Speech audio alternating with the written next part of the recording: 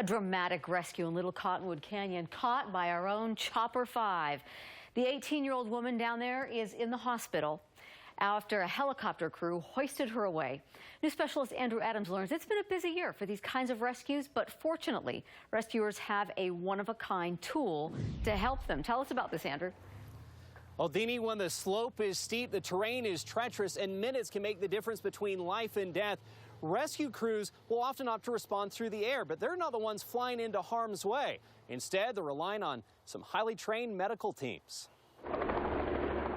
The whir of urgency in Little Cottonwood Canyon as crews rushed to an injured hiker. She had fallen 50 feet and landed in a pool of water. In an area known as Lisa Falls. They do believe that there was a head injury simply based on the fact that she's unconscious. That's a lot of trauma on your body no matter how you land.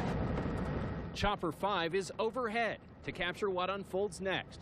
A paramedic lowered from a life-flight helicopter assessing the injured woman. The helicopter can fly up on a steep mountainside right to where you're at. And it does here, angling close to the slope. There's a couple of quick turns and he's behind a cliff that you didn't even recognize was there. Moments later, the cable is secure and the ride begins. They got her packaged up in that hoist and were able to fly her off of the mountain. We usually average about 10 to 15 of these a year. This year, Life-Flight Operations Director Bill Butts says there have already been 17 in a little over 6 months. I mean, we did like 8 in 1 month. Meeting the demand, a unique supplier. We are still the only civil operators that do hoist rescue operations in the United States. Since the first patient hoist in 1999, 325 more have followed. These guys really need to be on their toes, really need to be aware of what the aircraft's doing and what the winds are telling them and what that terrain looks like. Equipped with a long cable. That's 265 feet. That can carry up to 550 pounds. We bring them up to the upstop. This chopper and its crew are on constant alert,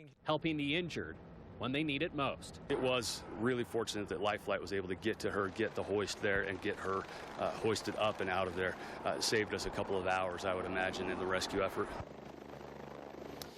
The woman injured in today's rescue has been identified as 18-year-old Abigail Ward. Last update, she was in serious condition with head and internal injuries. Back to you. Well, we and she are lucky to have these resources available. Andrew, thanks.